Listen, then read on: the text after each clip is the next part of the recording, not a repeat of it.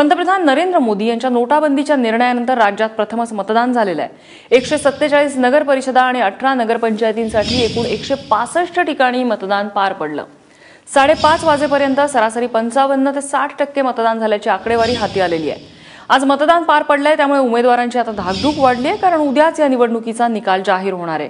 त्यामुळे कोणता पक्ष निवडणुकीत बाजी मारतो हेही अगदी काही तासात म्हणजे उद्याच्या निकालानंतर स्पष्ट होईल।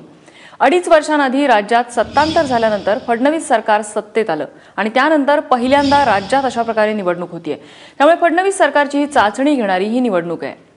पश्चिम महाराष्ट्र, उत्तर महाराष्ट्र, विदर्भ आणि मराठवाडा अशा सर्व ठिकाणी मिळून एकूण 165 ठिकाणी मतदान होत आहे। 147 नगर परिषदा आणि 18 नगरपंचायत यांच्यासाठी हे मतदान आज होत आहे आणि उद्याच त्यांचा निकाल असणार आहे। अगदी काही तासातच हा निकालाचा भोपळा फुटेल।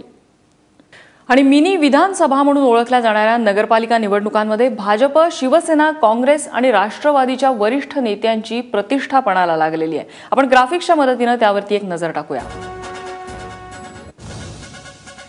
राणे विरुद्ध दीपक केसरकर अशी मालवण, सावंतवाडी, वेंगुर्ले या ठिकाणी ही लढत दिसेल। त्या दोघांची प्रतिष्ठा या ठिकाणी पणाला लागलेली आहे। कोकणातली ही रंगतदार लढत असेल।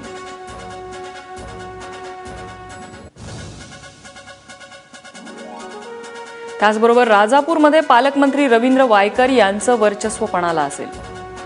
खेडमध्ये पर्यावरण मंत्री रामदास कदम यांच्यासमोर प्रतिष्ठा राखण्याचं आव्हान आहे।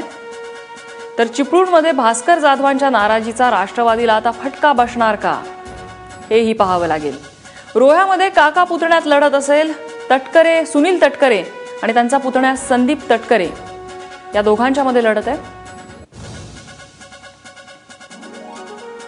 तर परळीमध्ये पंकजा मुंडे विरुद्ध धनंजय मुंडे, मुंडे विरुद्ध मुंडे असा संघर्ष या ठिकाणी पाहायला मिळेल।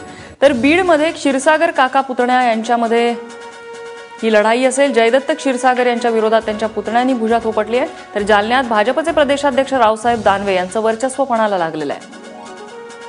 तुळजापूरमध्ये राष्ट्रवादीचे नेते पद्मसिंह पाटील यांची प्रतिष्ठा पणाला असेल।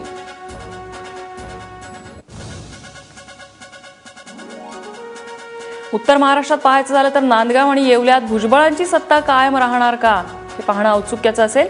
एकनाथ खडसे यांच्या नाराजीचा फटका भुसावळमध्ये भाजपला बसेल का अशी देखील चर्चा आता राजकीय वर्तुळात सुरू आहे।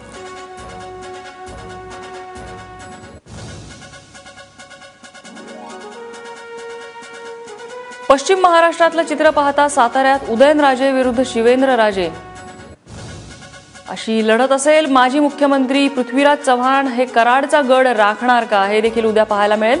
शेकाप आमदार गणपतराव देशमुख यांच्यासाठी सांगोल्याची निवडणूक प्रतिष्ठेची असणार आहे। त्याचबरोबर बार्शीमध्ये दिलीप सोपल विरुद्ध राजा राऊत यांच्यामध्ये प्रतिष्ठेची लढाई असेल।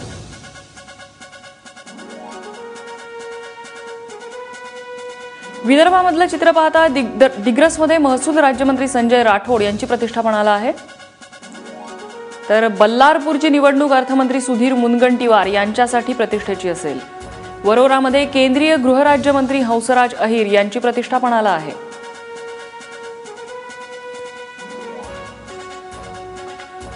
त्यामुळे अनेक दिग्गजांसाठी ही निवडणूक ही मोठ्या प्रतिष्ठेची मानली जाते।